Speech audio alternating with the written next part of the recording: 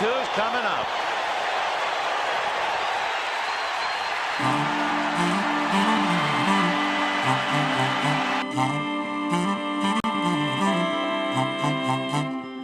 Hello there, and welcome to another episode of Ultimate Fantasy Sports Daily. My name is Dean Millard, pleased to be your host of this program. Yesterday we had such a fun inaugural episode, so I hope we can keep it going and keep the energy up and inform you, entertain you, all that stuff. I will apologize. I'm having a few technical issues, so I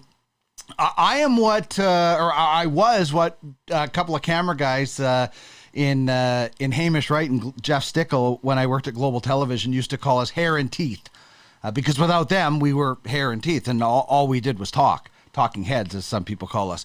Now that I'm getting into sort of the technical side of things, I'm trying to understand it more, but still a work in progress. Anyway, we have a very fun show lined up for you today on Ultimate Fantasy Sports Daily. Clark Munroe, the Prairie Wheat Sox, he's the GM in UFLB. He's also the producer of the Rod Peterson Show. They were kind enough, they must have had nobody to fill airtime. They were kind enough to have me on their show last week at the World Juniors. It was a lot of fun. I always enjoy talking to RP. They were live at the World Juniors, and it was fun. It was so neat to be on that show. So we've had Clark on our programs before. I want to get him on and talk some baseball, some big baseball news that we'll get into Clark with as we go, and also what's been going on with the Prairie Wheat Sox in the Ultimate Fantasy League Baseball. And as always, please chime in on the message board. Nick T, VIP, says, keep up the great work, Dino. Thank you so much, Nick. I appreciate it.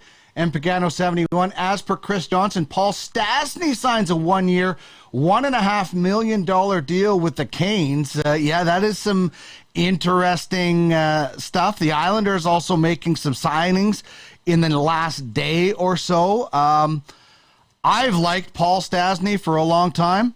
That seems like a pretty reasonable risk, if you want to call it that. That's hardly any kind of money. Unless I was missing. No, it is 1.5. Maybe it's 15. Maybe he just broke the bank. So there you go. Andy Mack. Hey, everybody. Hello, Andy. Thanks very much for everybody joining us on the program. Crypto Klein says, hey, Dean, thanks. Looking forward to this show. Very entertaining as always. We will try to entertain you. Derek Van Diest of Post Media and NHL.com is going to drop by. We're going to get to the bottom of these Patrick Kane rumors. What exactly is happening with the Chicago Blackhawks star and potential teams that he may end up. DVD was also at the World Juniors, and I had the pleasure of chatting with him every day. I mean, this is a guy, he is a great guy. He's knowledgeable, he's opinionated. He's perfect for this kind of program. And we're also going to bring you some Aaron Boone in our fake locker room sound. You'll find out what that is. Make sure you remember the word fake when we do this, because we used to do this bit on late night AM radio, and we had a very, very popular, knowledgeable, and very well-respected media member call the station and say, I don't think that's what it was, because we played like Giambi celebrating from Moneyball after an Oilers game. And he actually thought that's what how the Oilers were acting. So make sure you pay attention to the fake part of fake locker room sound. We'll have that a little bit later. I was watching the Yankee game last night. Something happened. I'm like, that's what we're using.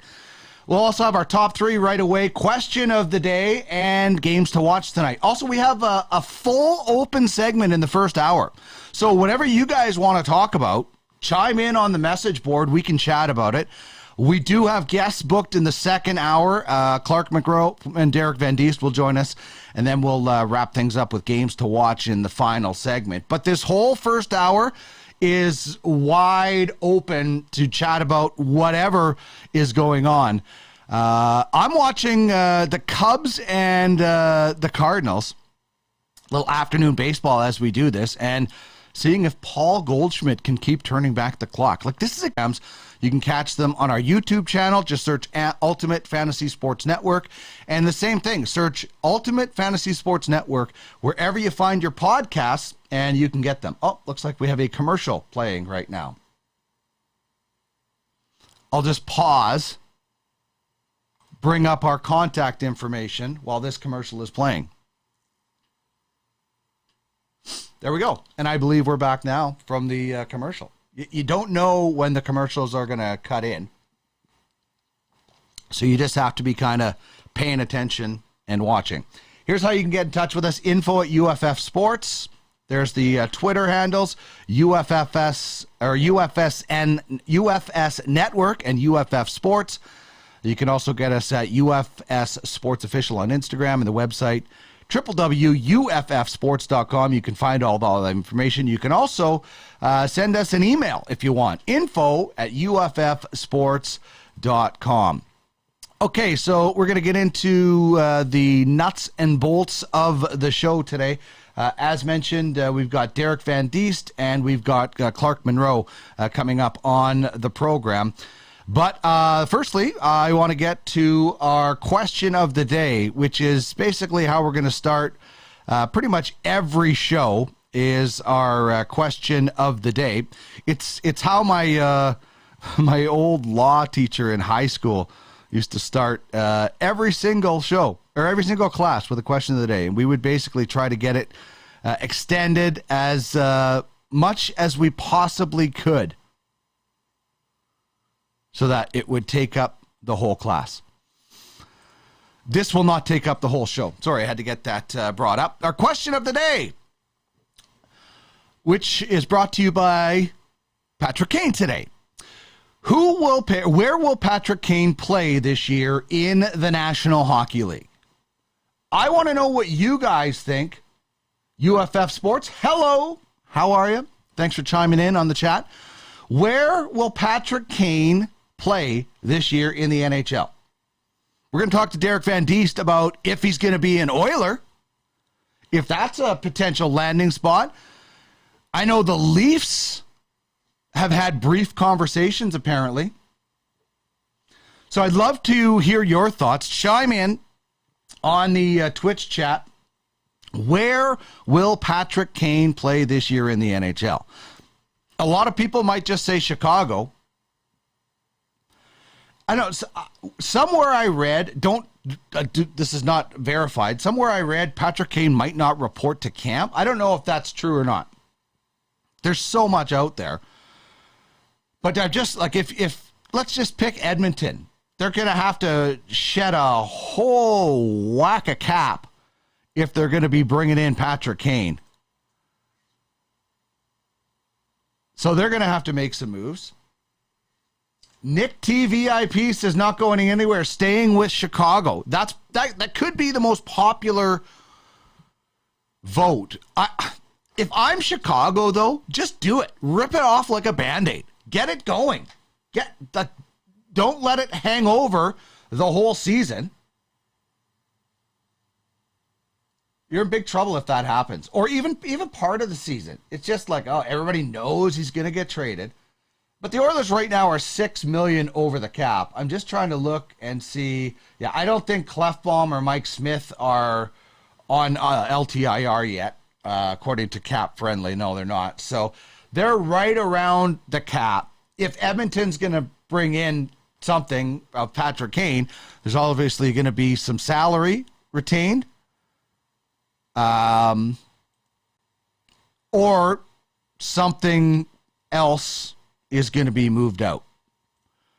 But that's not to say he's for sure going to land in Edmonton. You can chime in on our Twitter chat. You can also hit us up on, or our Twitch chat. You can also hit us up on Twitter at UFS Network. And you can get me at Duck Millard on the old Twitter machine. So, love to hear your thoughts. As mentioned, Nick saying he's not going anywhere, staying in Chicago. That could be a very popular vote as well. I just think if you're going to trade for Patrick Kane, if you're Edmonton, if you're Toronto, if you're wherever, why wouldn't you do it now? Like, get as much, we say in our fantasy, with them, most of them being league points leagues, games played is currency. Well, it's the same thing in the NHL. Like, if you're trading for Patrick Kane, wouldn't you rather have him for all 82 games than 40 or 60? Obviously, you're going to pay a little bit more, but the benefits are going to outweigh it, unless you think you can get Patrick Kane late in the season. But that's a big gamble. You're gambling that the Hawks aren't going to get a good offer in time. And, you know, if you can't just say to them, hey, hold them until this date. That's just not how it works. Alex saying, boo, that's boring and makes so little sense for long-term. Chicago building a decent team. Yes, Dino, make the trades now to get full season value. So there you go. That's what if you're Chicago, you want to get it out of the conversation. You don't want every single day the Kane question coming up. And if you're any team trading for him, you need him in the lineup as soon as possible. Another ad. I like ads, though.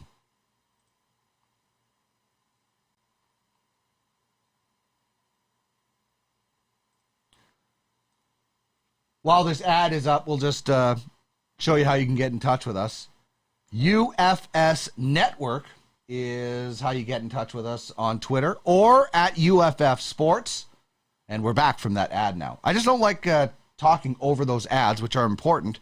But when I can catch myself when I see them, I'll try to do that. So that's our question of the day. Where does Patrick Kane play this year in the NHL? So far, we've got Chicago. So, Alex, where do you think he goes? Chime in on our Twitch Live message board. Join us on Twitch. If you're watching this on replay on our YouTube channel, 4 to 6 Eastern, Monday to Friday, we are here with Ultimate Fantasy Sports Daily. And you can find it at twitch.tv/Ultimate Fantasy Sports. And while you're here on our Twitch channel, you can just scroll down. You can check out our Twitter, our Facebook, YouTube channels, TikTok. You can get linked up. You can get to our merch channels, our merch stores. We have some really cool merchandise. There are some amazing logos. Like, I cannot wait to get more logos. I'll show you my logo. I'll try to bring up a fuller shot. You can see my logo right here. This is Duckman's Domination. You can only see a part of it because I cut it off on the shot. But there are so many amazing logos in UFFS, all different sports, that you could get some really cool jerseys. And then just show up and people are like, where'd you get that jersey? Be like, oh yeah, that's my it's a fantasy team that I'm following. They're really good. This is the best logo of all time. So that's really cool. You can check it out, all of our logos. But anyway, you can check all that stuff out on our Twitch channel. Just scroll down. Please hit that like button, subscribe, tell your friends. We're going to be here every day, 4 to 6 Eastern. And then we'll have some watch parties going on. Andy had fantasy football yesterday. We'll have some league shows, tell you about our whole process. So please join us Monday to Friday, 4 to 6. We will be talking fantasy sports. So Alex says, Nick says, maybe Chicago was hoping he would stay and teach the kids with Taves. Taves is gone too. Like, that dream is done. Like, the dynasty is broken up. Unless Jonathan Taves retires, he's not going to play the whole year in Chicago. Or this is his last year. That's my guess with Jonathan Taves.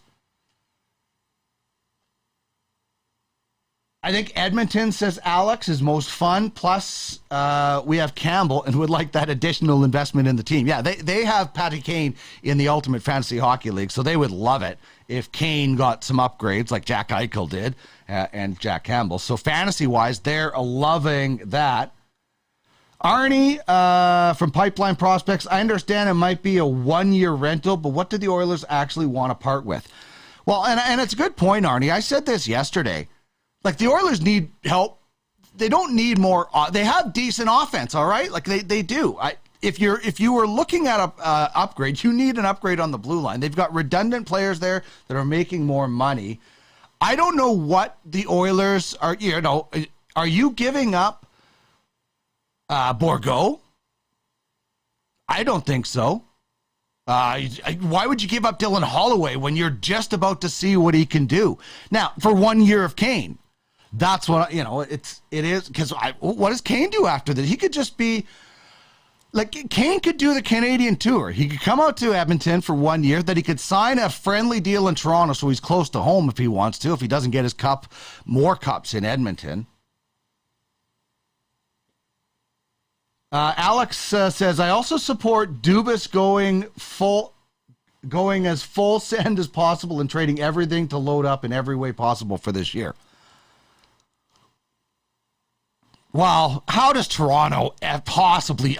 Toronto's in I think tougher shape than in Edmonton, and it's just a rental, obviously. But any trade you make with Chicago, they're going to have to take some salary. Oh, Beavis. Beavis says the Immortals logo is the best of all time. Well, that's just like your opinion, man, as the dude said. And Pagano 71, Kane plus 50% cap retention to the Leafs for Kerfoot, Sundin, and Robertson. Kerfoot was trending on Twitter today in the Maple Leaf space, so maybe there's something to that. I don't know. Maybe. We'll see what happens. Okay, so where will Patrick Kane play this year in the National Hockey League? We'll revisit that throughout the show. We'll obviously be asking Derek Van Diest of Post Media that question. And now we can get to our top three. Top three today is, who is your fantasy Major League Baseball MVP? Aaron Judge is getting hot again. And for me, it's Judge narrowly beating out Paul Goldschmidt in the MVP race for fantasy. And Judge and Goldschmidt I think they're going to win the AL and NL MVP race. So for me, I'm looking at Judge 1, Goldschmidt 2 right now. And that could change. Aaron Judge struggled quite a bit since the All-Star break, like the Yankees have. And Paul Goldschmidt, he's like found the fountain of youth, man. It's ridiculously awesome. And the Prairie Wheat Sox, if I'm not mistaken, have Paul Goldschmidt. I believe they took them fairly early. And I actually silently wondered. I'm like, wow, that might be a little early for Paul Goldschmidt. Yeah, well, boy, was I wrong.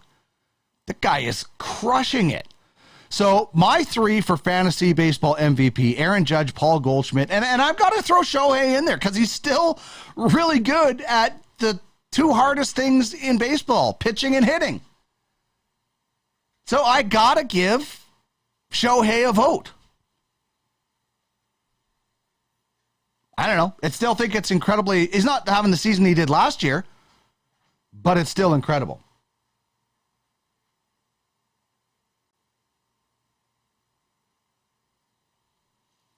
Love to hear who you think is the MVP. And, in our fantasy league, Phil Beavis says Ohtani, add it up. Because in our Ultimate Fantasy League Baseball, we try to mirror Major League Baseball. And in MLB, the Angels hasn't helped them as much, but they get to use Shohei as a hitter and a DH. So he's a two-way player. So they get to as well. He's not the leading fantasy point leader unless there needs to be an adjustment. The last time I checked, it was Judge. I think it was Judge. Judge was leading point leader. Goldschmidt close behind. But there might be Ohtani's numbers are in two categories, as Phil points out. So he could be the leader. Aaron Judge was on such a heater, and he still might get 60. So he could still do it.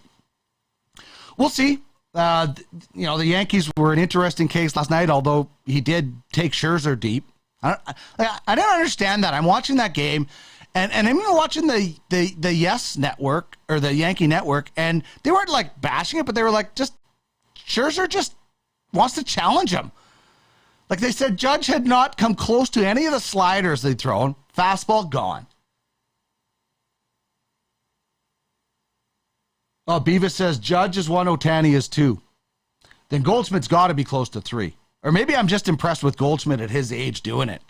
It's so amazing. I get favorites. Everybody gets favorites in fantasy. You want to see your guys do well. He was on my team for a while. I really liked him. I like the Cardinals. I like watching Albert Pujols. I'm watching him right now. His quest for 700. Like that's a question for another day too. Is Albert Pujols? Sorry, new day, new mouth. Is Albert Pujols the best pure hitter of our generation? It's another question we can have. We got lots to talk about, especially when it comes to the Angels. Jeff Passan put out a tweet earlier today that the Angels could be for sale. I'm going to get a drink of water. When we return, we're going to get into this. We're going to get into what's going on with the Angels. Clark Munroe says Goldschmidt is his favorite. I think I know why. Clark is going to join us later. Derek Van Diest, we're going to talk about Patrick Kane. Some other big things to talk about. KD staying put. Wow, honoring a contract. And the Islanders go on a signing spree. So lots to talk about. A lot of it has fantasy implications as well as real-life implications. And by the way, if you missed the article that Larry Fisher put out about the Ultimate Fantasy World Junior, do yourself a favor. Go to UFFsports.com. Click on the news section and give it a read. If you want to see how fantasy imitated art to a T, you couldn't, we could not have asked for anything better. If you want to see how that happened, go read that article. And you didn't even have to be a fan. You didn't have to know anything about the league. He really captured the spirit of the thing like Dickie Dunn did, according to Coach Reg Dunlop. It's awesome. It's a great article. So do yourself a favor and you'll see just how close fantasy imitated life. It was unbelievable to watch it and then read it and relive it. So please check that out if you can. We'll be back in just a couple of seconds, or a couple of minutes rather, and we'll talk a little bit more about Patrick Kane. We'll talk a little bit more about what's going on with the Angels. We'll talk about fantasy MVPs and anything else you guys want to chat about in the chat. Maybe we'll throw up a poll question as well. Back in a minute or so.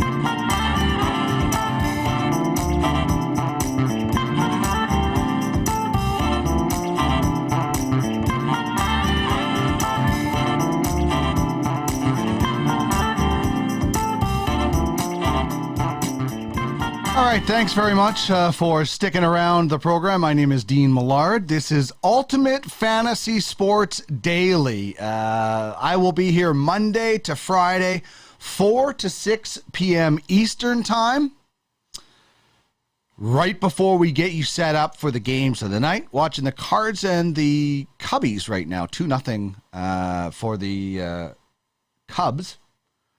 Over the St. Louis Cardinals, who are just I've always found them a really fun team to watch. They've got history, obviously, with some pretty incredible players.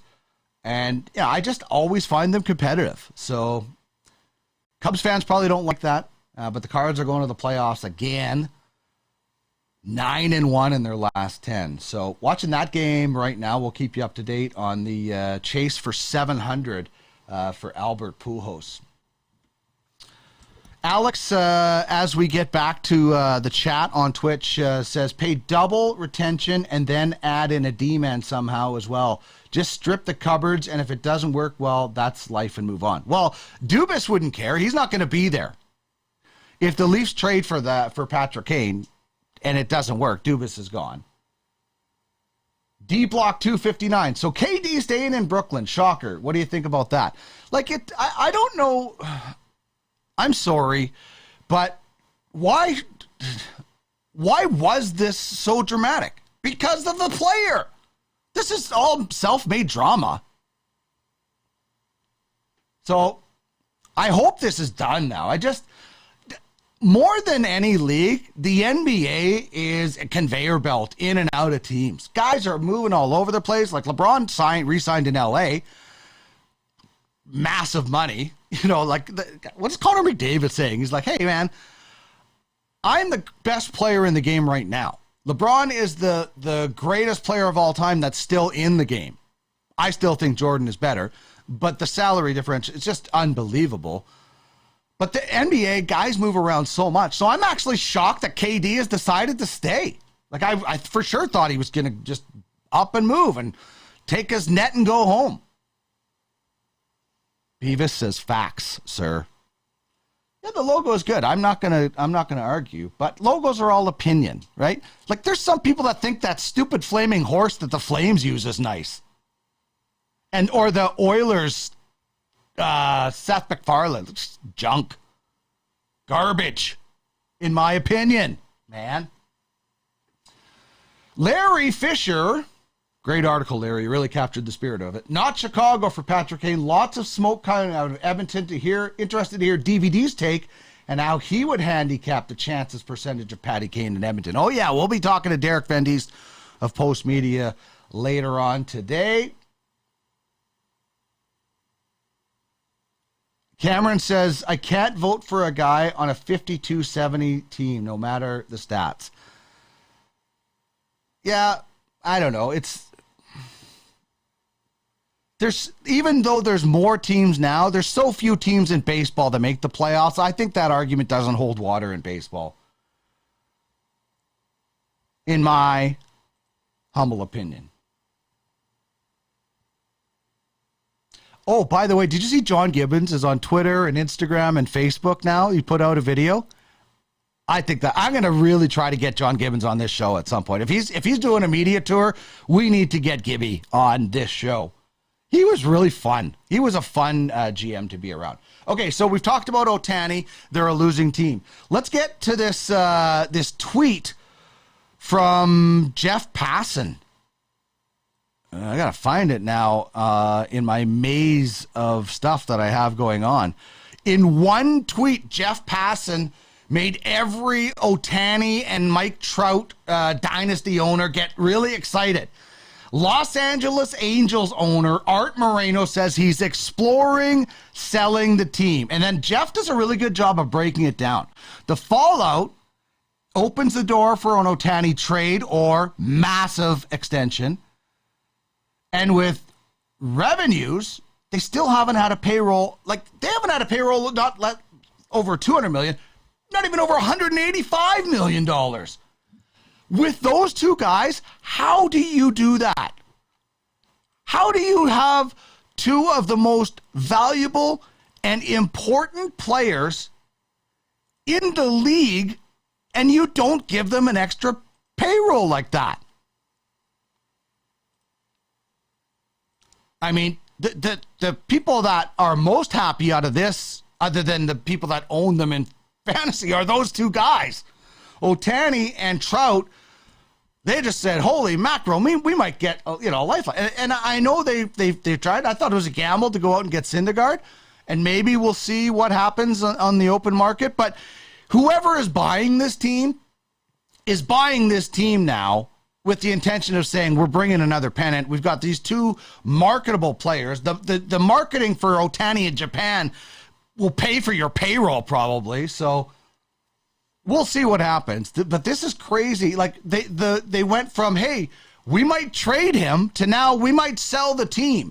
And I bet you Angel fans are dancing in the streets, man. I mean, this Angel fans, when Art Moreno owns the team, shame, shame, shame. And now they're like, this is the Angel fans now. This is what they are. This is a serious message. Peace and love. Peace and love. They're like sending Art Moreno flower baskets so he sells the team as fast as he possibly can. Absolutely wild. Great. It would be great news.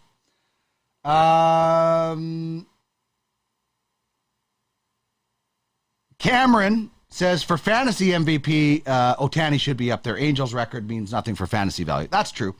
For Major League MVP, last year was a story. I think Judge will probably win it this year. Clark Munroe, Goldsmith is my favorite. Yeah, I know that for sure.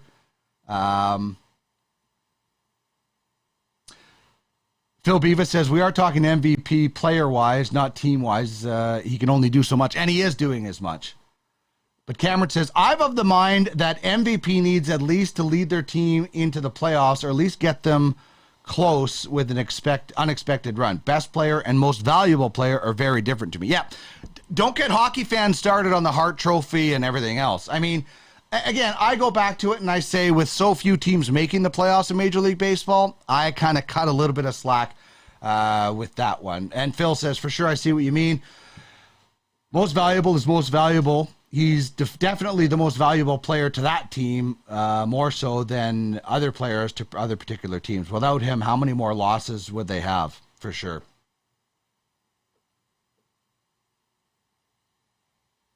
Ultimate Fantasy Sports says you can't sell the Angels without Trout and Ohtani still in the halo. Yeah. Well, why would you sell? Why would you trade those guys before you sold the team? That would be the dumbest move ever. Like, Art Moreno he's not, listen, he might not be the people's favorite owner, but he didn't get rich by being dumb. So those guys aren't going anywhere. They're going to have to bring in people, or Ohtani's going to say, I'm going somewhere else. But the person buying this team is buying this team with the intention of, I'm going to guess, loading up and taking a big run. So that's my thought. I don't know why else you would buy the team and then, it's not, I guess you could sell for cash. It seems pretty silly, but obviously Art Moreno is going to get whatever money he feels out of the Angels. By the way, this is the grossest thing ever. Did you see this? I'm sure probably everybody did. This gross Yankee fan.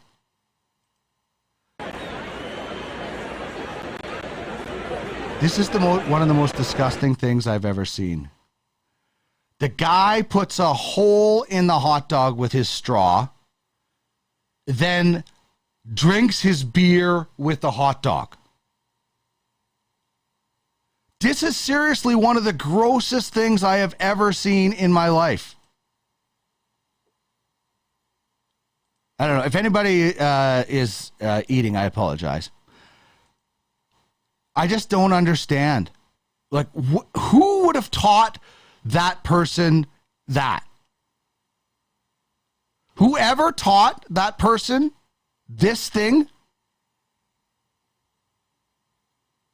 they need some serious talking to.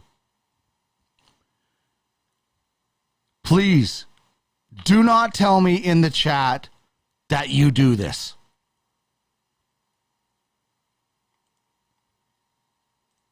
This is so disgusting. I don't know why I keep showing it if it's so disgusting, but I don't get it. Like, who the hell would do this?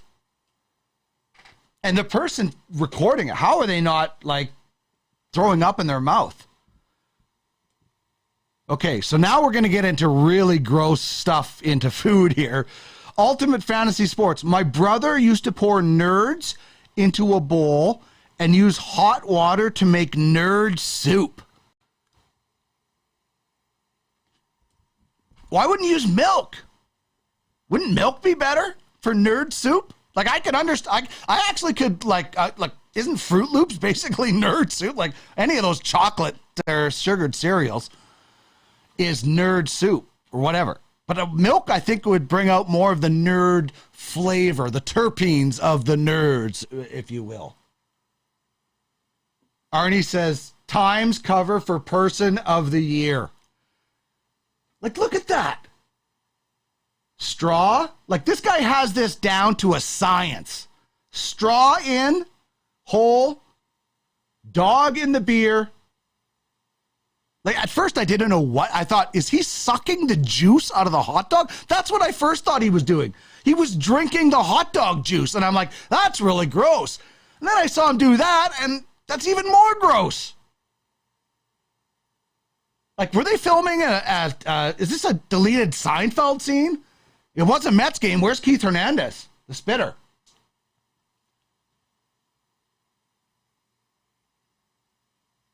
Oh, Cameron says, my guy is drunk and trying to use a straw to invent a device for drinking through. That can't be the first time that guy's done that. He's got it down to a science. That guy does that at home. I guarantee it. And then his buddies, if he has any, are all like, what are you doing? That's so gross. And he probably goes into, like, the bathroom to do it or something like that. And now he's decided to do it at Yankee Stadium for whatever reason. I don't know. Kind of weird. Oh, I got another great video that I saw. That was John Boy Media. If you're not following John Boy Media, it's pretty awesome. They put up some hilarious videos. So this video, I'll find it. No. Let's see. Yeah. This is, I'm going to bring up this video of this is like a old school manager going at it. And I just thought this was awesome. I got to bring up the,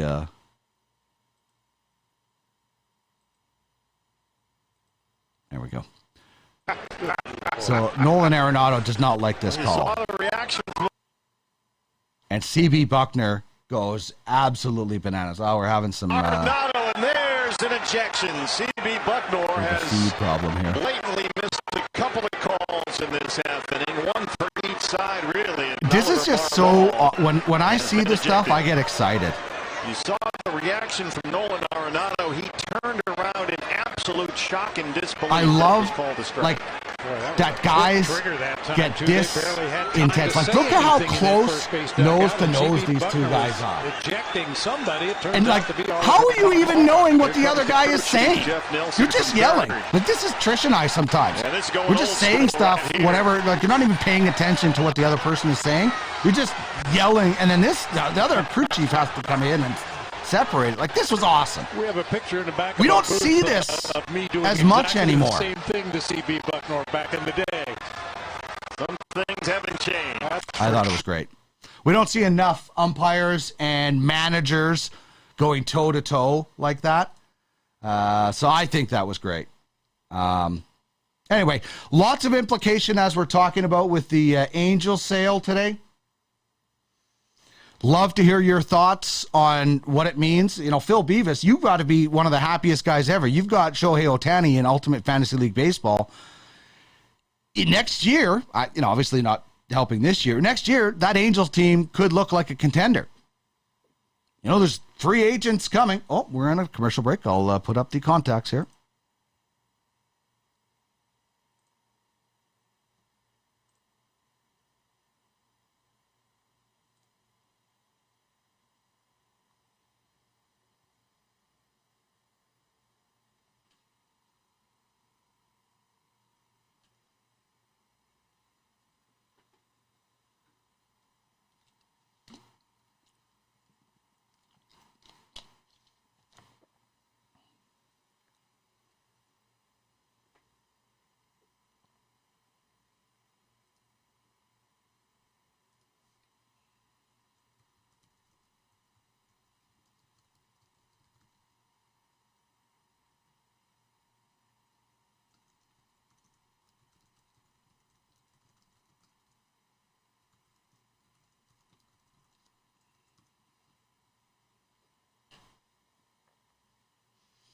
Okay, we're back after that ad break. There's the different ways you can get in touch with us.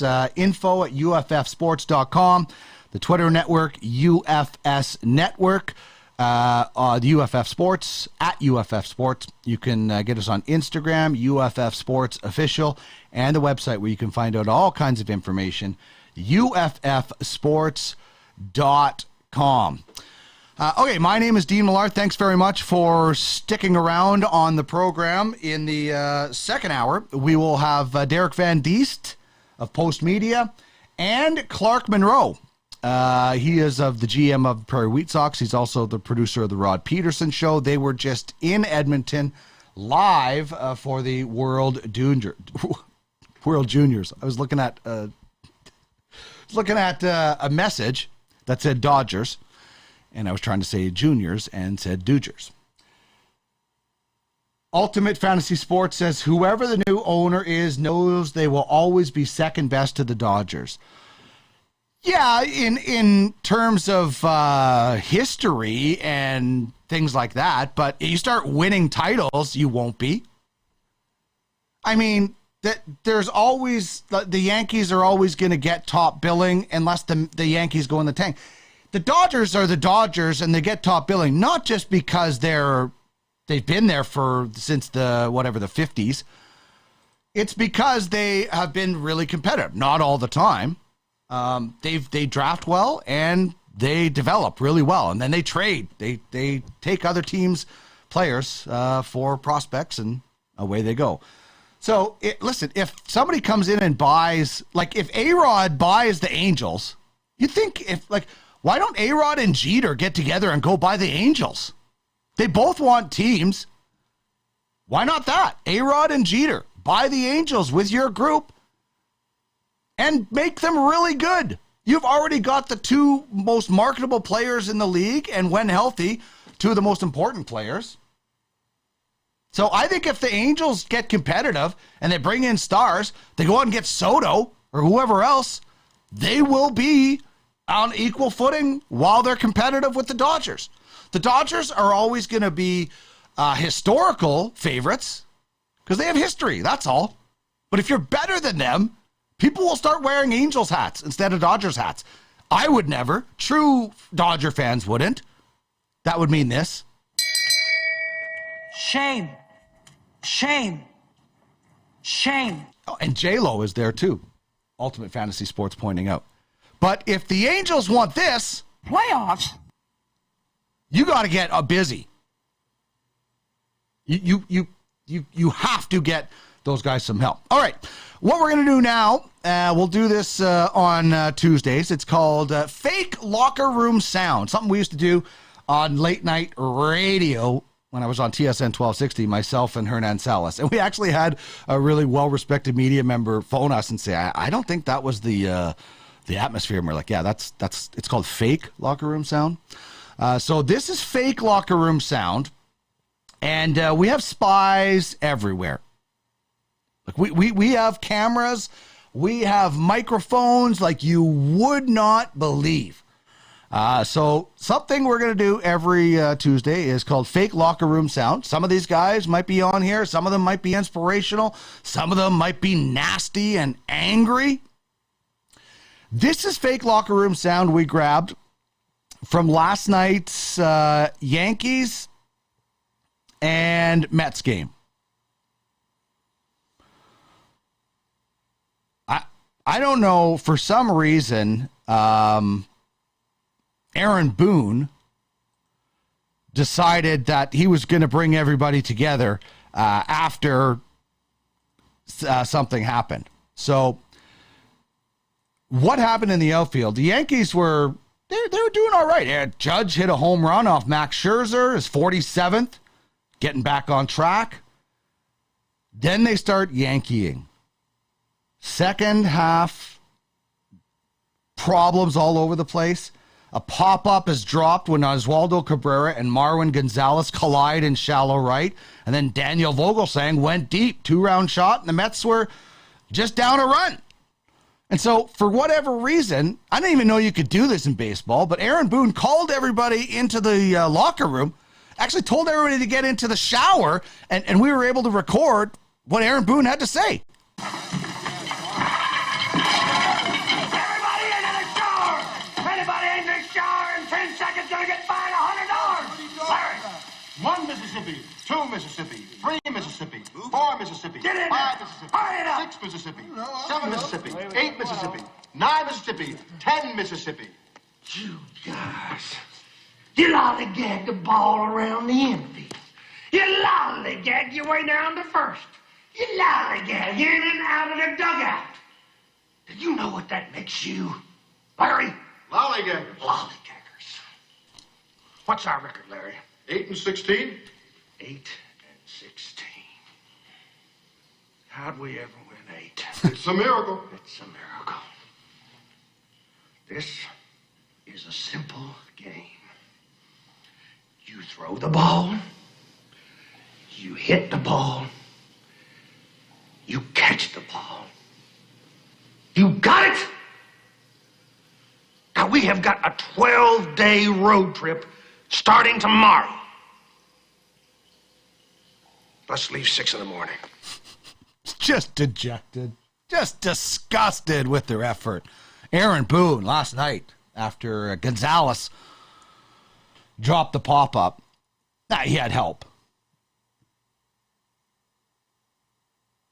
Oswaldo Cabrera. It looked like Cabrera was calling him off, though, so maybe that was Gonzalez's fault. So one of the best scenes of any baseball movie, and probably the most realistic baseball movie of all time, is Bull Durham.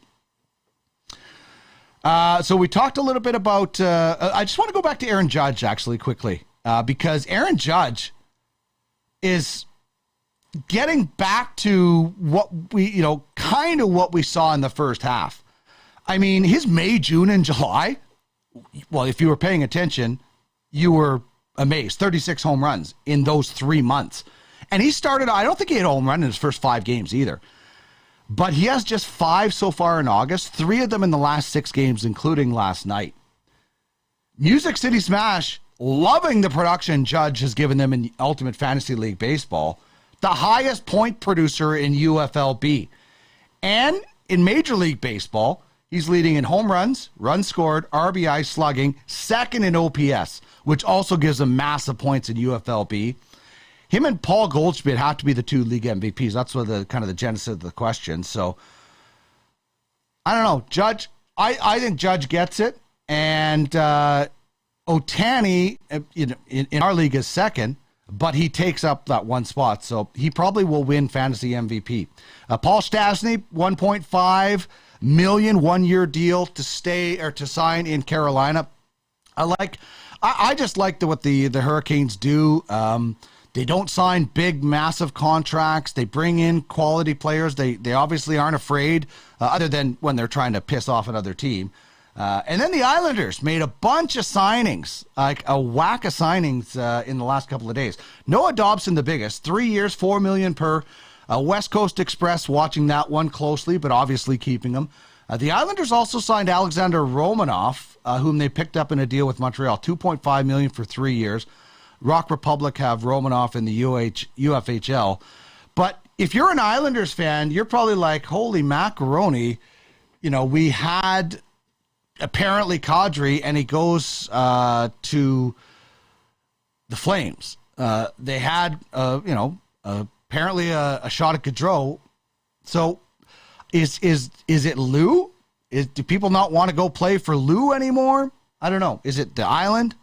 I've been in Edmonton since 2003. I know exactly about what markets can do to a franchise when guys don't want to be here.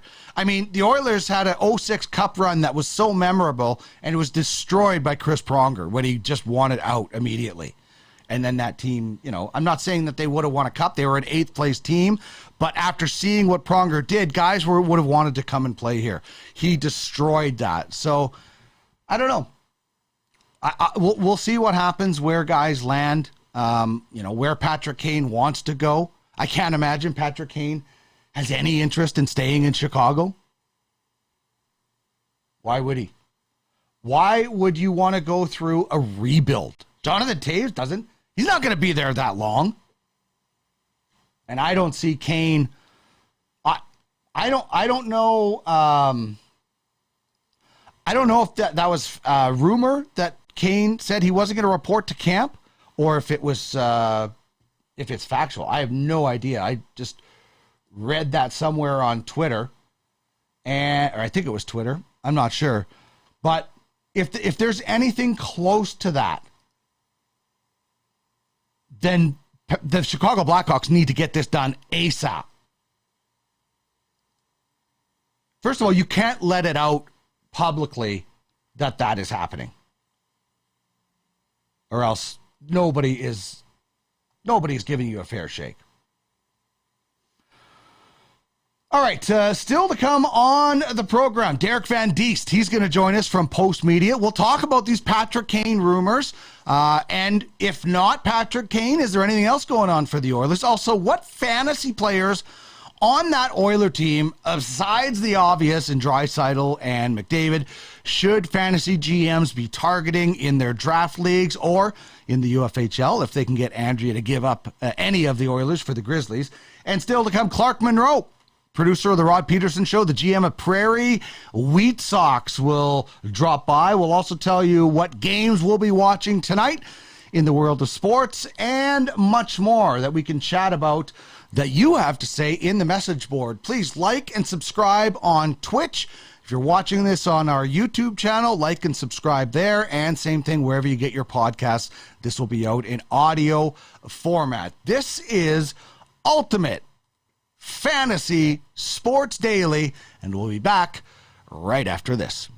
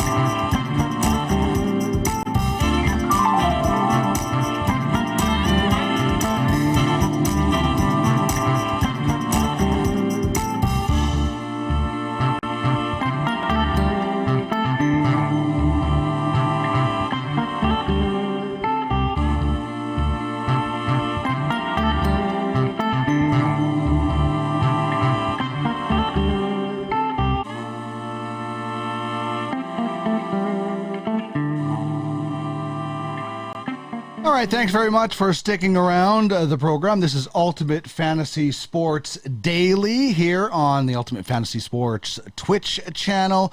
My name is Dean Millard, host Monday to Friday, 4 to 6 p.m. Eastern Time. And I love getting the chance to talk fantasy and kind of real life sports. And as I mentioned earlier, we were at the World Juniors, and our World Junior tournament came down to the exact golden goal and impacted it. So when fantasy can imitate real life, it's always fun.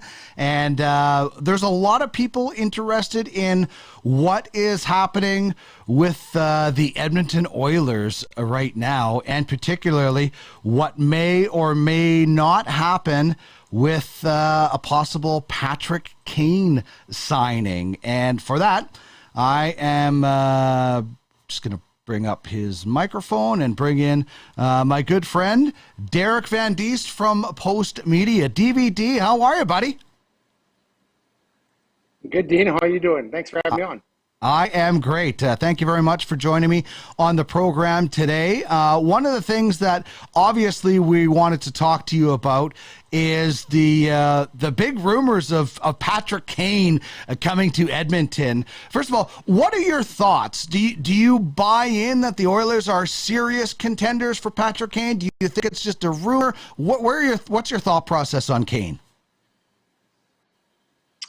No, I buy in. I think right now the situation in Chicago is they're rebuilding, and I don't think Patrick Kane or or Jonathan Toews wants anything to do with Chicago right now. I think they both want out. I think they look at the Oilers and they look how they're probably one of the best teams in the Western Conference. And if I was Patrick Kane and I thought my career was kind of at the tail end here, and I thought I had wanted to win one more Stanley Cup, I'd look at Edmonton. And I think that's obvious. I think it's a matter of now working out this deal.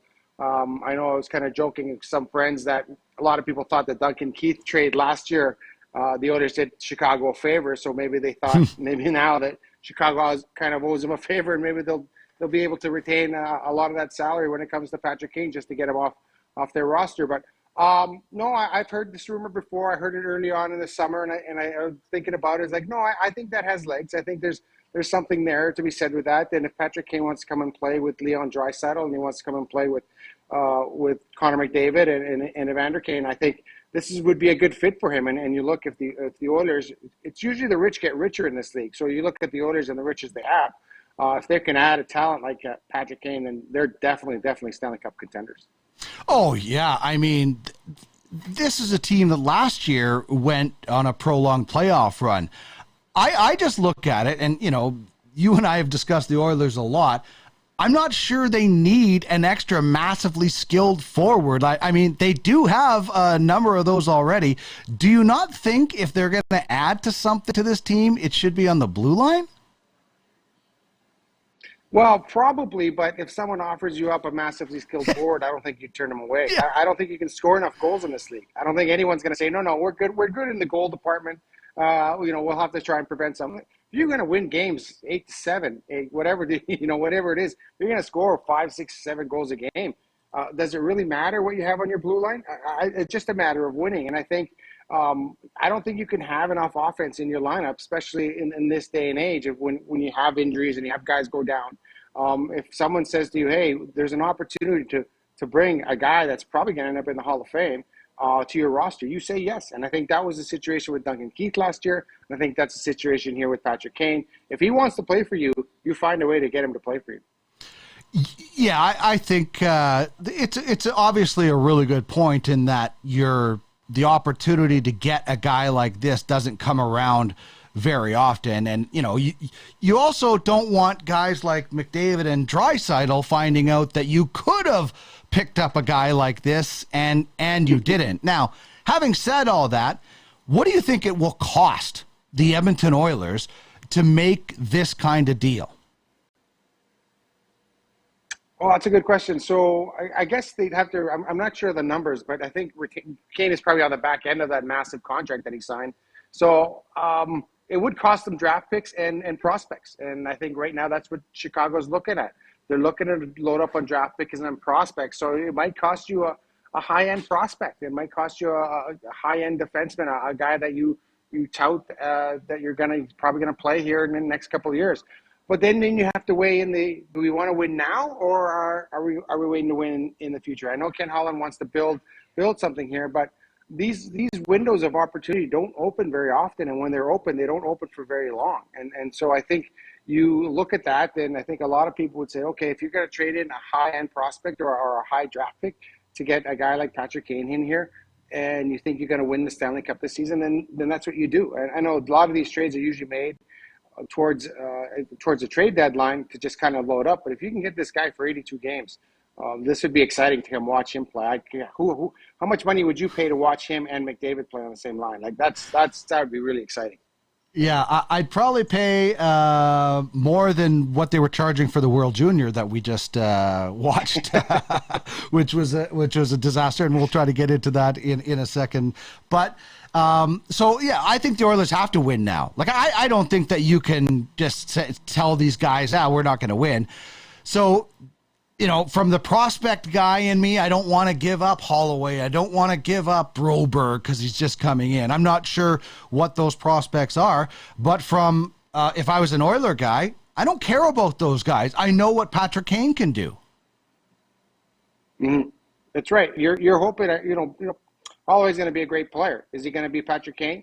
Probably not. So you have to really weigh that, and you have to weigh that option. How long before Dylan Holloway comes in and is that impact player for you? And by the time he is that impact player, will that window be closed? And so you have to weigh all these things. Patrick Kane's going to help you right now. He's going to help you a lot right now. And I think that's one thing that the Oilers have to weigh in. Like the day he's on your team, you're immediately better. You can't necessarily say that about Dylan Holloway because he'll probably take a couple of years to get to that impact level. So I think that's what Ken Holland is weighing now. Do you want to be immediately better, or do you want to hold off because you're hoping that maybe 3 or 4 years down the road you'll be better? Yeah, and listen, I think we've seen enough decade of darkness, whatever you want to call it. There have been a couple of runs. But this fan base, like I think you need to go all in. And, you know, as much as I want to keep those guys as prospects and I wouldn't want it for 1 year of Evander Kane, do I want to give up Holloway and another guy? I don't know. But I do know that if you don't start doing something and making it look proactive, and I think they were proactive last year with Hyman and Kulak this year has been good. But this team has to win now. Like, this team is in win now mode, or else eventually those rumors, and every time they lose, they start up, they're going to ask for a trade. That at some point is going to happen. And Leon Draisaitl's contract is coming up. So maybe Draisaitl and Kane get this awesome chemistry and they both decide to re-sign in Edmonton. I'm not sure. But if you don't give them the help, then there's a better chance Draisaitl says, I'm going somewhere else. No, exactly. They want to go where they want to win. They don't want to wait around to win. And then, you know what, Dean, we're not that far removed from let's go all in to make the playoffs here in Edmonton, right? And now we're talking about let's go all in to win the Stanley Cup. So I think that's the difference here is that they're going all in to win the Stanley Cup. They're mortgaging some future to try and win right now. And you look at those windows, not a lot of teams.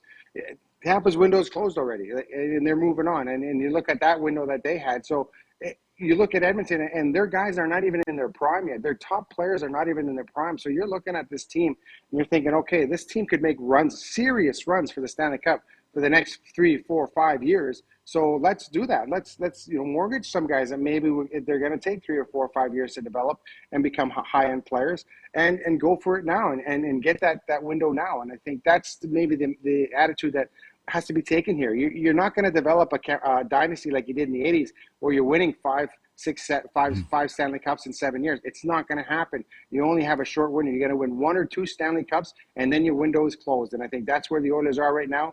The window is just opening up for them, but it closes pretty quick if you don't make a move on it. Do you think the Oilers are the front runners for Patrick Kane? I think so, and I think they're the front runners because Patrick Kane sees that lineup, and he sees that he has a chance to play with one of the greatest players of all time in Connor McDavid, and he has a chance to play with maybe a top 10 player in Leon Draisaitl. So, yeah, I think that Patrick Kane looks at that Oilers lineup and says, I want to play there. I want to go there. I want to be part of those guys. I want to have fun this year. I don't want to spend another year in Chicago where we lost 60%, 70% of our games. I want to go have fun. This game is fun. And where am I going to have the most fun? Probably playing in Edmonton with those guys because they're going to score a ton of goals. Derek Van Diest of Post Media and NHL.com joining us here on Ultimate Fantasy Sports Daily. When we look at the Edmonton Oilers, the first 2 names that obviously come up are McDavid and Draisaitl.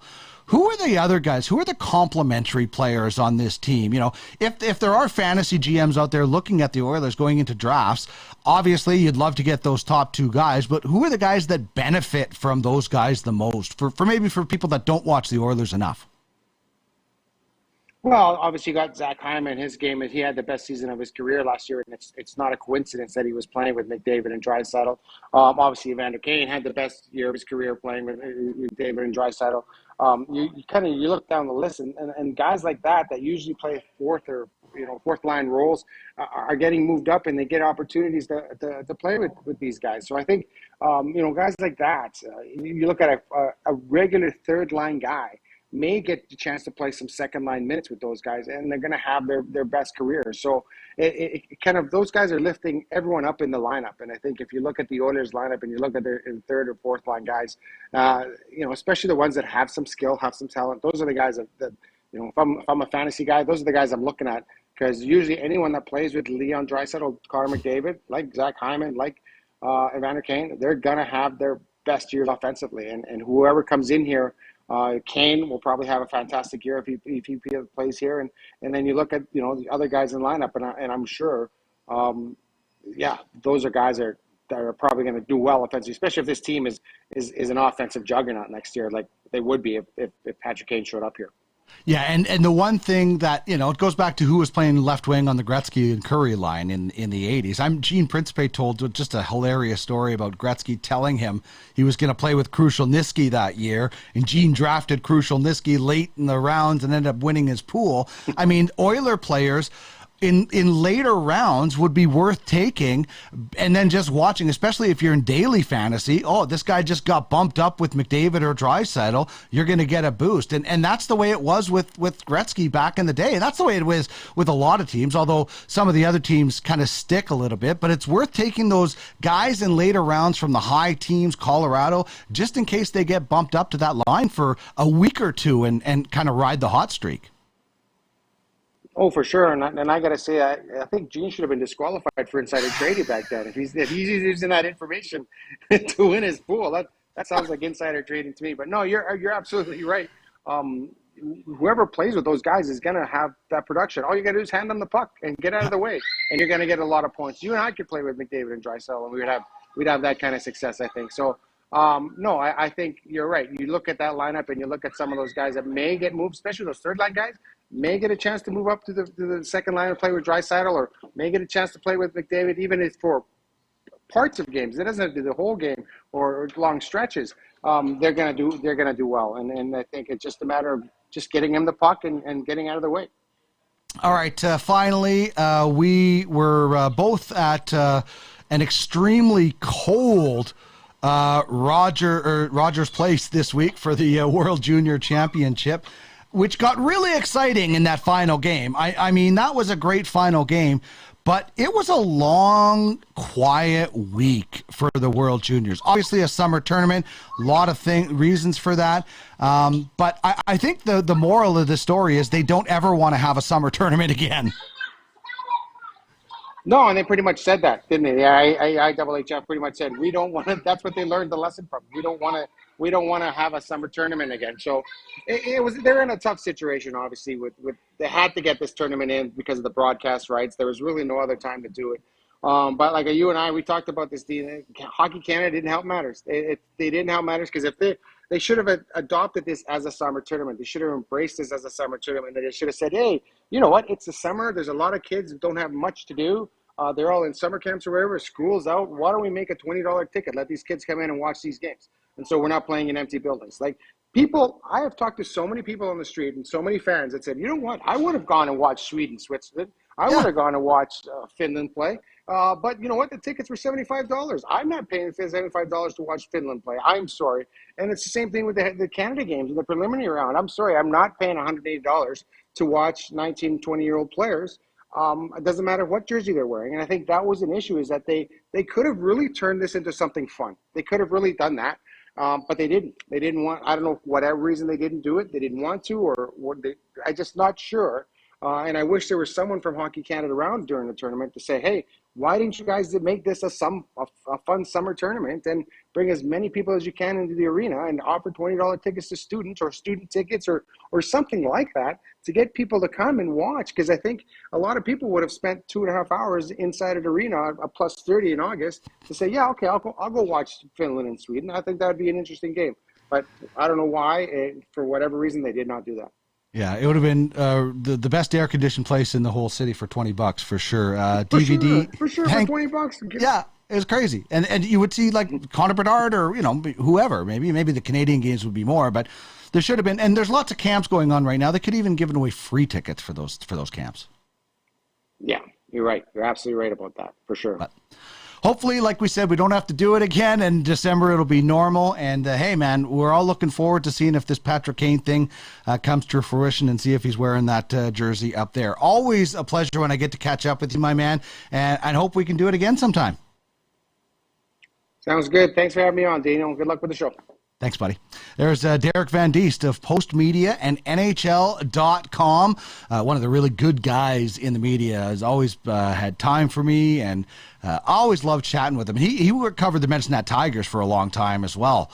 And so we always chat about the Tigers and Bob Ridley and some of those great stories that go back. So really appreciate DVD giving us some time today. When we come back, we're going to chat some baseball. We're going to talk Major League Baseball. We're going to talk UFLB with Clark Munroe. He's the producer of the Rod Peterson Show, and he's the GM of the Prairie Wheat Sox. We will talk with Clark right after this minute.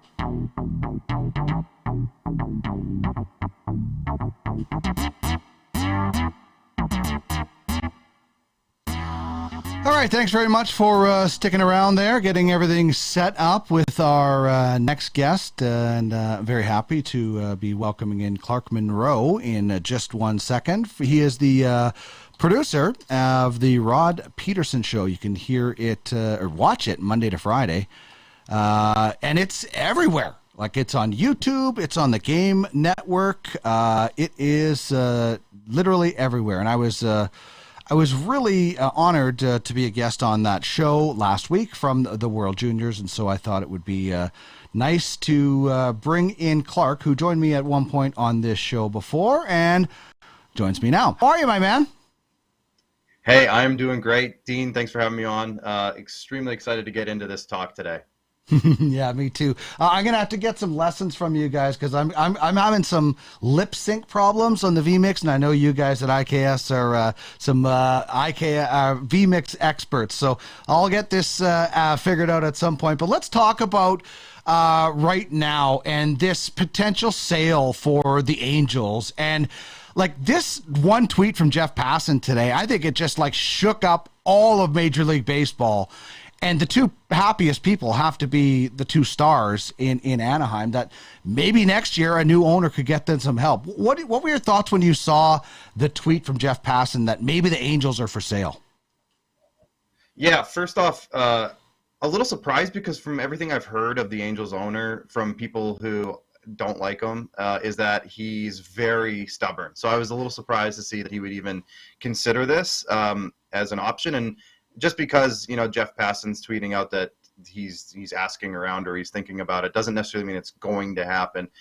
We'll see if that does come to fruition. But it kind of surprised me a little bit, again, just because the Angels seem to be one of those teams that just it's like a hamster on a wheel. It never goes anywhere. They're always spinning, but they're never going anywhere. And with this news coming out, we've seen with Washington going through where they've been dumping everything to get futures with their potential sale or whatever they've got going on. It just leads to another exciting kind of wrinkle in what baseball could be. And we saw one of the more exciting trade deadlines in recent history this past trade deadline, and now this offseason is going to be riddled with Ohtani and Trout rumors and everybody else who's on that roster who isn't nailed down. So I think it's going to be good it's good for baseball if the Angels maybe go through a fire sale and get super young. I also saw some tweets that said, screw the Athletics. Maybe we move the Angels to Vegas, and how much money Ohtani and Trout would make in Vegas. So I don't know. It's going to lead to a lot of headlines. I'm curious how this is all going to go down. Wow. What would Major League Baseball Would Major League Baseball let the Angels move to Vegas? I guess because you would want another team coming back into that market. That market is definitely big enough, but I don't know. You think they should get rid of Shohei and Trout and go really young, or keep those guys and try to go really young? Well, I guess there's two trains of thought, and I've kind of gone back and forth since I saw this news earlier today, and you mentioned you wanted to chat about it.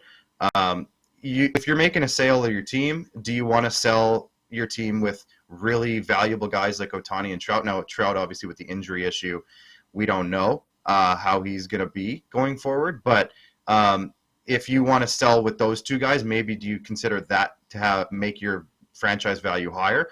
Or if you trade those guys for a ton of really good prospects and maybe a couple of roster players to fill in, does that make your team more valuable for future? If you get some really good top 100 prospects or something, or maybe some really young roster players to replace those guys. Obviously, Ohtani's not matched. There's no player like him. So how do you replace him? You probably don't exactly, but maybe through the aggregate, as Billy Beane likes to say on Moneyball, you can replace a guy like that. But if you fill out the roster with a bunch of youth, maybe that makes the new franchise owner coming in, or the bidder, a little bit more excited to maybe purchase the team for the next, his next 5 or 10 years look pretty stocked. That might help him out as well, rather than a middling team with a couple of guys that aren't seeming to really do the trick. So I guess there's a couple of trains of thought on that one. Franchise face of the league type of guys, or a bunch of really exciting young players. We saw the load that the Padres got from the Nationals.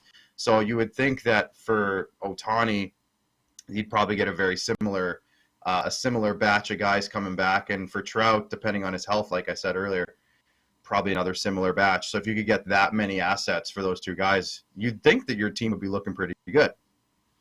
There's been a ton of talk this year about Aaron Judge and what he's been doing, and rightfully so, specifically in the first 3 months, May, June, and July. The guy was just on fire. But now we're also talking about Albert Pujols and this charge for $700.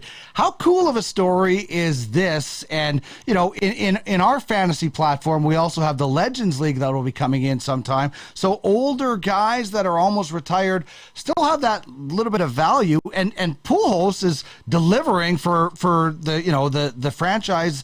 Anybody that took a chance on Pujols this year, they're getting their money's worth right now. Is he the best hitter you've seen in your generation of watching baseball? Yeah, he's actually, funny enough, he's been one of my favorite players since I was a kid. Just watching him hit, he's so fluid, he's so mechanical, he's so he's basically like the perfect kind of hitter, and he has been forever. He's had the same mechanics. He never looks much slower in terms of his bat speed. He has such a good line on his bat in terms of how the bat gets through the strike zone. And it's funny, Dean, because earlier in the year, obviously, the Wheat Sox were pretty blessed to have Paul Goldschmidt at first base, but at one point he was our only first baseman, and there was a couple of times where I was really fighting the urge, even though Pujols was struggling, to reach out to the Space Sluggers and see if they would be interested in maybe moving him to our team as a depth first baseman. And if I would have been laughing right now. But I think the Legends League value is pretty high for them as well.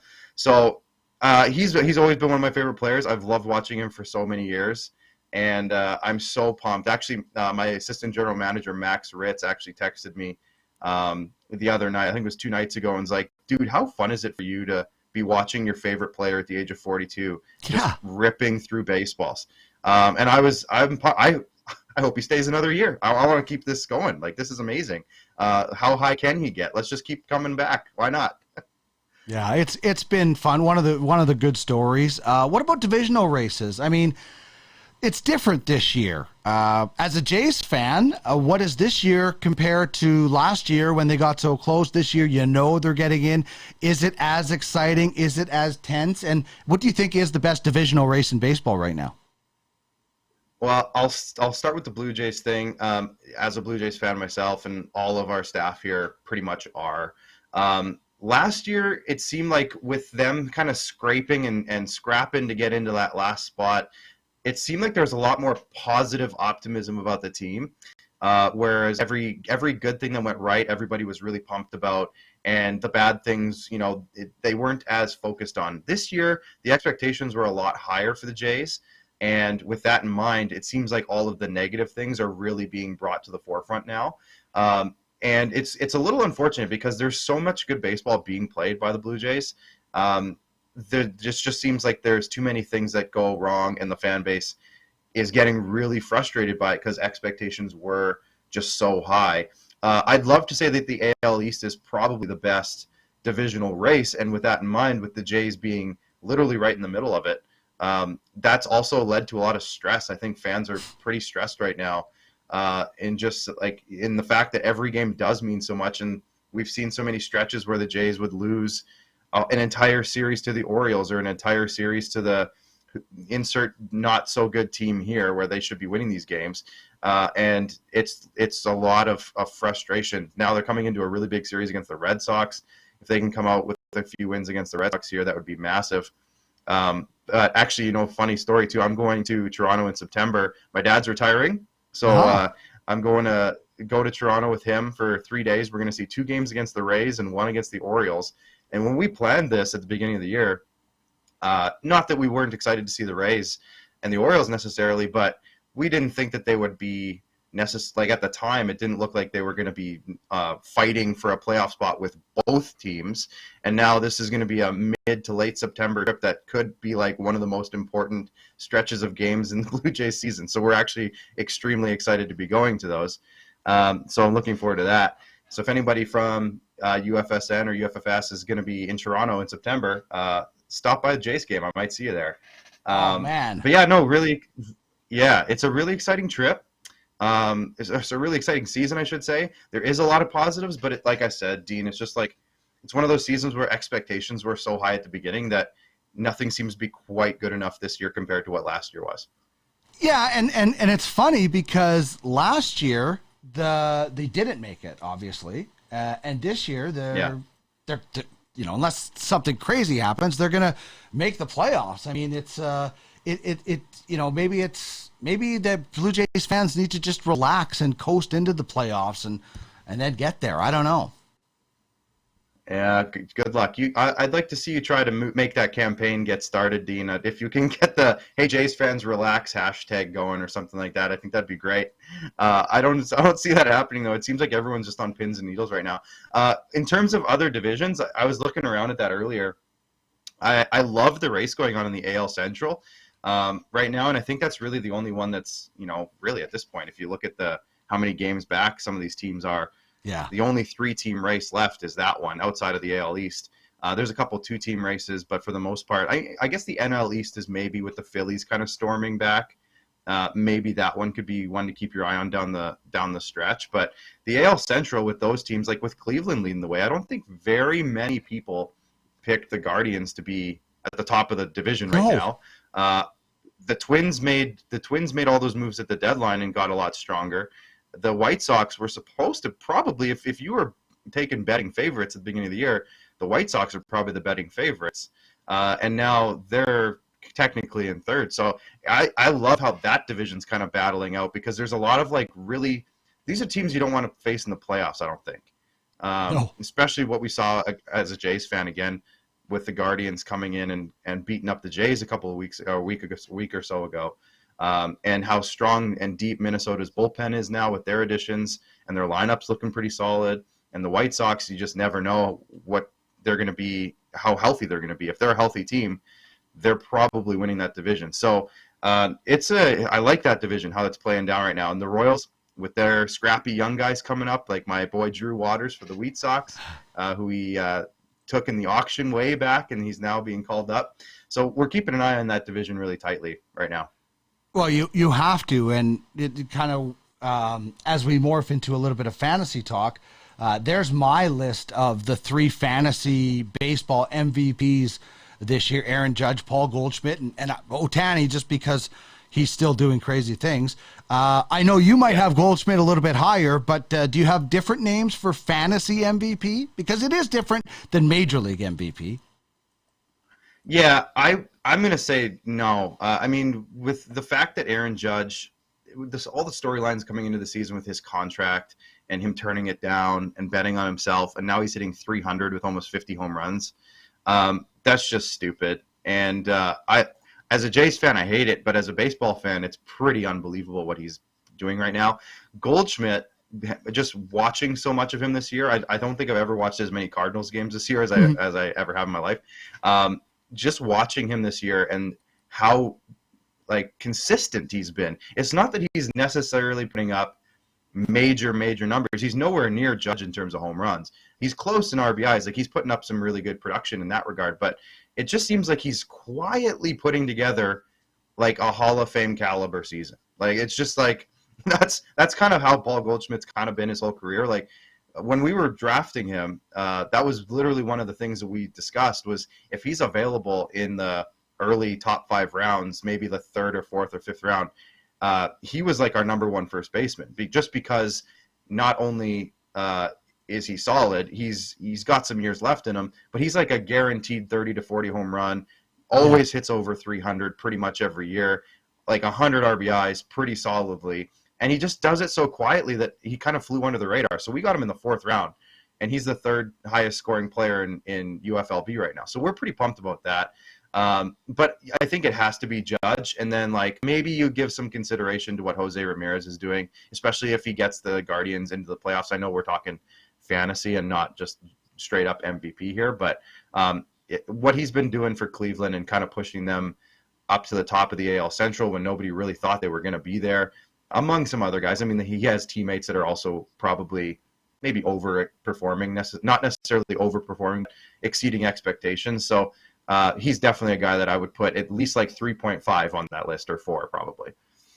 Yeah, and you're right. When you're talking Major League MVP as opposed to fantasy MVP, you don't really look at the playoff aspect. But I think I've always been a fan of Ramirez, and thought he was always been one of the better third baseman as well. And for them to get into the playoffs would be a pretty cool story.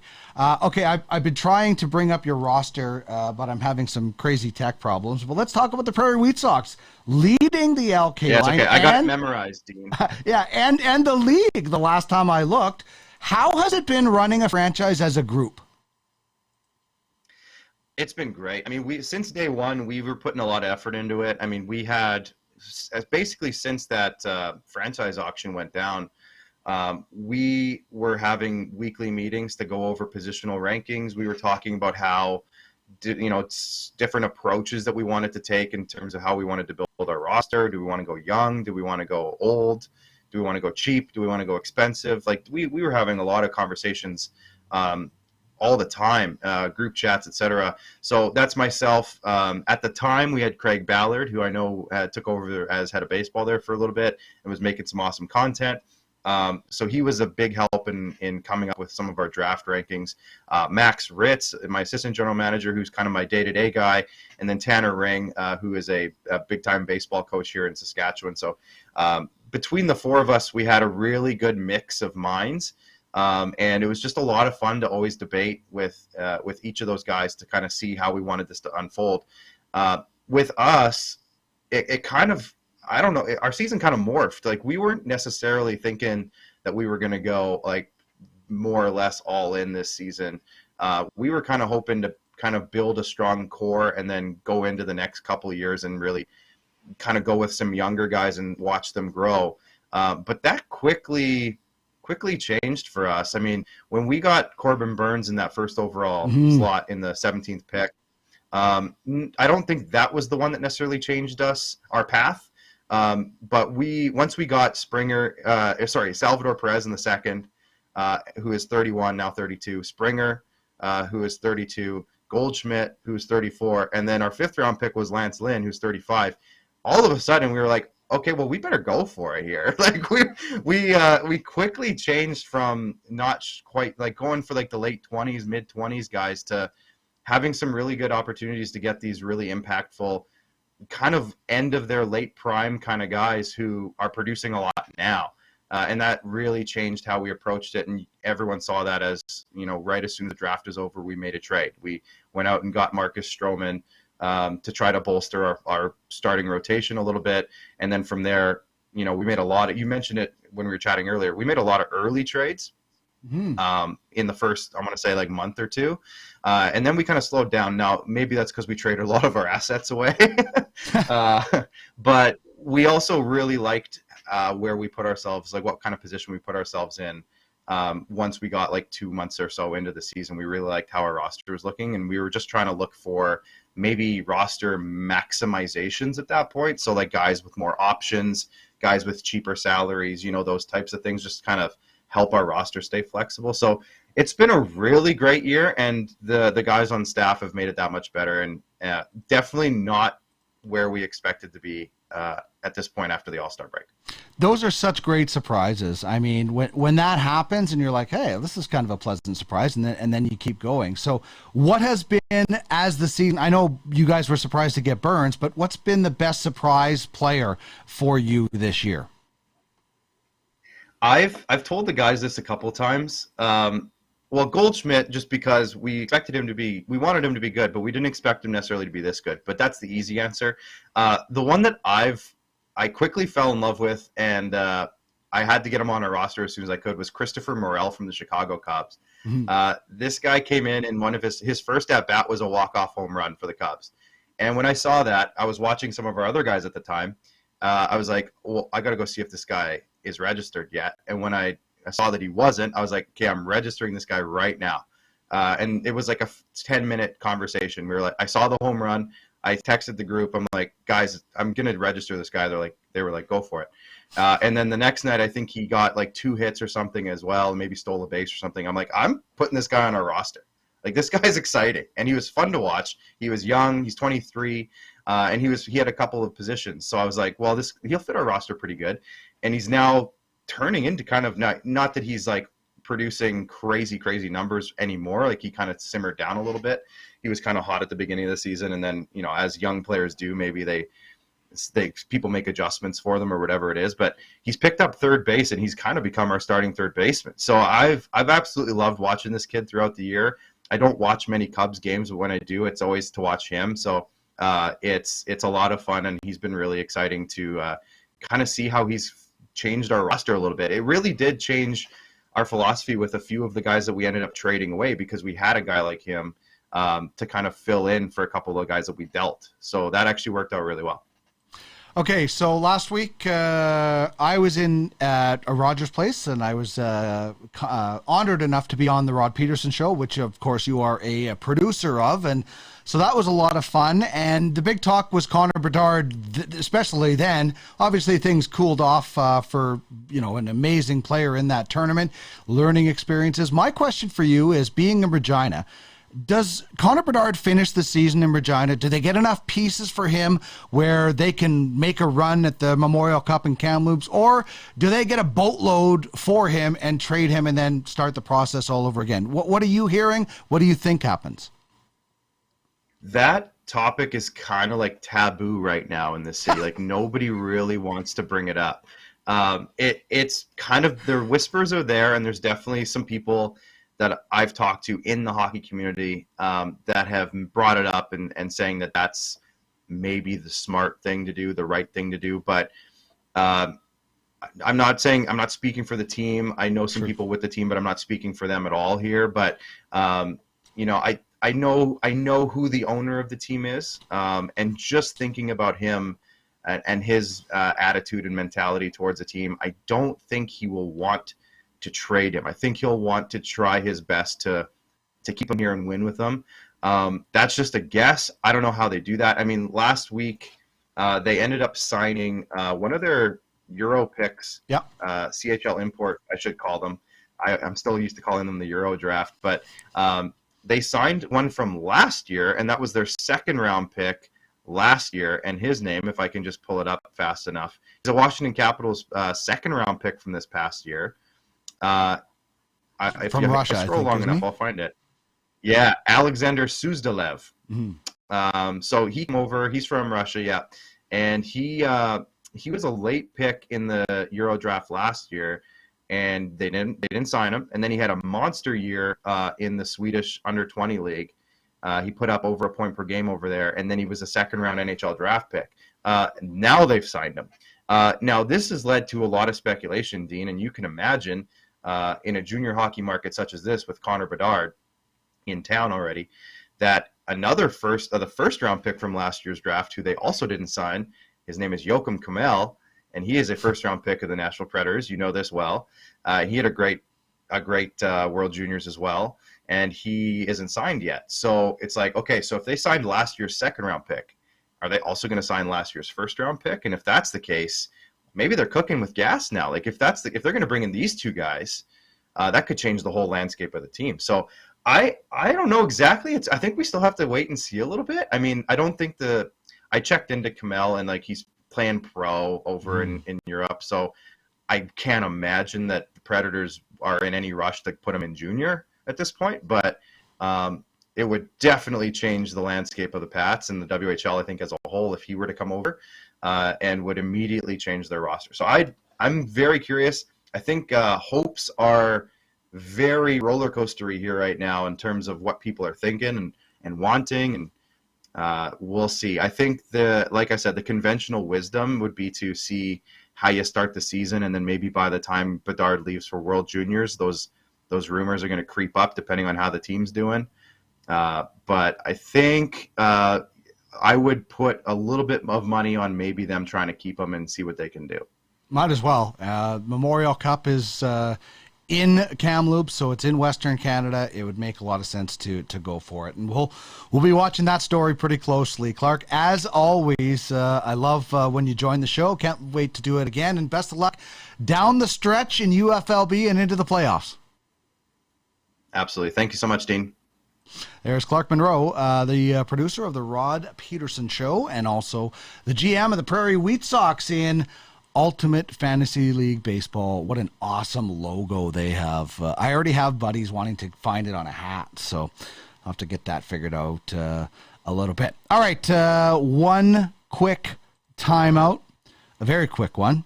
As we get set to wrap up the show, we'll tell you about the games to watch tonight. We're back in just a second.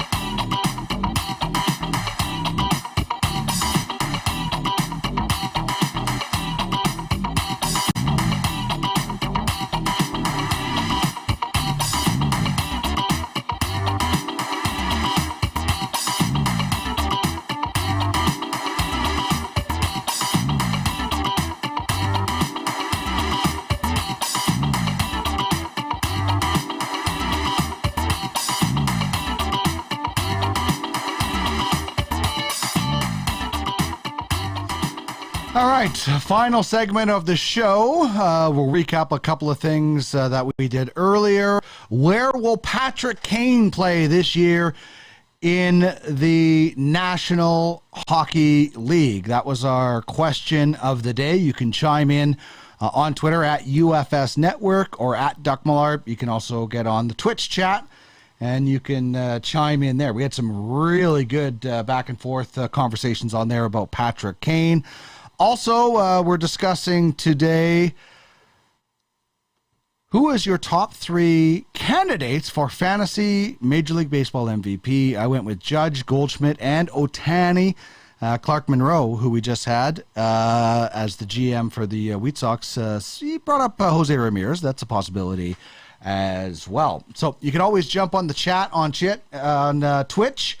7C's Mooch says, no Durant talk, LOL. Actually, we did talk KD earlier. And how ridiculous I find that the Major League or NBA is such a revolving door of different guys. It's I find it might be hard for fans to, grab a favorite player and latch onto them. Like, I was a James Harden fan, so I started cheering for the Rockets. And, as a kid, I went everywhere Andy Moog went. But as an adult, I think I'd like to kind of stick with a team if I can, preferably. So I don't know. I just thought that Kevin Durant was, he's being selfish and childish with the whole thing. So I'm glad it's over. And I'm glad we don't have to talk about what's going to happen and go try to win some basketball games. I don't know, Mooch, what do you think? You're in that market that's probably been dominated by Durant and Judge for the last 3 or 4 or 5 months. I don't know. As for games to watch tonight, don't hate me because I'm a Dodger fan. It's one of the best games on the docket. Brewers, Dodgers. Doesn't start until 10 after 10 Eastern, so you East Coasters might not be able to stay up that late for it. But Corbin Burns, who almost unanimously won our fantasy Thunderdome yesterday against Max Fried, he's taking on Tony Gonsolin, the Cat, who looks an awful lot like Tony Karandak, our president at UFF Sports. But the Cat Man is 15-1. Like, right now, bet on a Dodger pitcher every year. Pick one and bet on them to lead the league in wins. Julio Urias did last year. Gonsolin's 15-1. Burns is 9-5. So just a terrific pitching matchup. Dodgers, by the way, locked up Max Muncy for another year on a deal today. So that's the game that I'll be watching tonight. Blue Jays, Red Sox for those Canadians and those loving the AL East. That's an important one as well. So you can definitely chime into those contests. The Bedard question in Regina is really interesting for hockey fans. Does he stay there? If you're Regina and, you could get a boatload for him, but then you're doing the exact same thing you've just been doing. You have a one-of-a-kind player. Go after it. Load up. You're not going to get Joachim Kemmel. If you did, it'd be awesome, but go after it and get it loaded up. Hey, how about this awesome story when it comes to college football and UFFS? The Ultimate College Fantasy Football League welcomes its first player ambassador. Welcomes Zion Bowens, wide receiver from the University of Hawaii, and UCFFL team, the War Dogs. Give them a follow at Zion_FFCG. Really, really cool. Like, where else are you playing College Dynasty? Where else do you have this massive scouting platform that we have? Nowhere else. Nowhere else will you find any of that. So that's really, really cool. I think I have. I thought I did. I'm gonna look for something that I want to bring up as well that I also think is really cool in our league. Yeah, here it is. How about this? The Crypto Knights. They are an Ultimate Fantasy Hockey League franchise, and that's their third jersey. Like, their regular jerseys, their home and away, pretty awesome. That's their third. That's pretty excellent. I love the Knight and Roman Josi. And there's also, I don't think I can zoom in, but up on the right above Josi is a little nod to the owner, Cherise Schultz. So Dan Nadeau, the GM, worked on those pretty hard. And this is the kind of cool stuff. Like, look, this is the Prairie Wheat Sox logo from earlier where we had Clark Munroe. That's an amazing logo. This is an amazing setup. Stick tap to Andrea Karanduk, our commissioner, who put that together. So if you are interested in some very, very serious fantasy where you actually have to design logos properly, check it out, uffsports.com. For UFHL members, we have voting. Your votes have to be in tomorrow, the pre-voting. So make sure you get those into the commissioner. Get that done. Don't make them wait around for your votes. Nobody wants to do that. Oh, Ultimate Fantasy Sports is staying up to watch Burns get lit up. And Clark says, thanks again, Dean. Great chat. Go Wheat Sox. Thanks, as always. They'll be watching Mr. Burns in that matchup for sure. So anyway, just wanted to give you an example of how cool some of the logos and some of the jerseys are in Ultimate Fantasy Hockey League, in Ultimate Fantasy League Baseball, in UFS. Let's try that one again. UFFS. In general, there's some awesome, very awesome logos. All right, that is, we're getting close to the end of the show. But we'll recap what we were talking about earlier. In the big story out of Major League Baseball today is that the Angels are possibly for sale, which would, I think, drive up. I know Clark was saying, do you trade those guys and reload? I would not do that. I would keep those guys. You're going to get way more money by having those guys and selling. Your team might be better younger, but I have to think anybody who's buying the Angels right now wants those guys on the roster. I have to think that. Paul Stastny, 1 year, $1.5 million deal with Carolina. I think still a pretty serviceable player. He's, good face-off guy, really good, strong in the face-offs, which might be a big thing for UFHL. And the Islanders with a bunch of signings. Noah Dobson, 3 years, $4 million for the defenseman. He's with West Coast Express.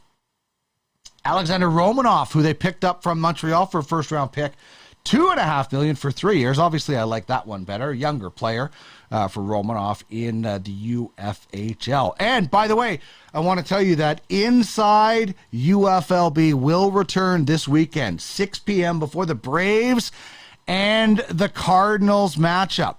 It'll be interesting to see what happens with Major League Baseball and the standings when you look at some of these races. As Clark mentioned, he's a big fan of the AL East race, and it's gotten close, it's gotten far at different times. I think the Yankees still have like an 8-game lead, 8.5 on Toronto. The Braves are only 3 games back of the Mets, so they're going to be hungry heading into the weekend set, or wrapping up their weekend set rather, with the Cardinals, who beat the Cubs today. Actually, no, I think they lost to the Cubs today in that contest. So the Cardinals, obviously, they're going to win that division. Well, I shouldn't say obviously. Yeah, it was the Cubs winning 2-0. I shouldn't say it's obvious. It's a little bit more closer. I just think St. Louis is playing some incredible baseball right now that Milwaukee is not going to be able to catch them. They had 9 wins in their previous 10 before today's game. So I know it's only 4.5 games, but I think Atlanta's playing much better baseball than Milwaukee right now. So Atlanta has a much better chance at catching the Mets for first in the wild card, or first in the division, and not having to rely on the wild card. Atlanta right now is sitting in the first wild card spot. So they would be playing the Cardinals. So this is a potential playoff preview heading into the, stretch drive. So we'll be on the air Inside UFLB an hour before the Braves and the Cardinals to see what shakes out. Still lots to be decided in Major League Baseball, obviously. And we'll be tracking it all right here on our UFFS Twitch channel. Twitch.tv/Ultimate Fantasy Sports. You can always catch any of our shows in replay on our YouTube channel. Search for Ultimate Fantasy Sports Network. And wherever you get your podcasts in audio format, you can listen to our shows as well. Just search for Ultimate Fantasy Sports Network.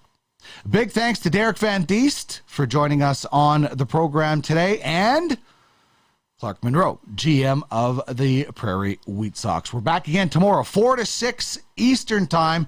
Andy McNamara already lined up for tomorrow. And we might also talk a little hockey scouting as well. We'll see what we can get up to. But enjoy the rest of the evening. Go Dodgers! And check out UFFsports.com for more information. See you tomorrow. And look who's coming up.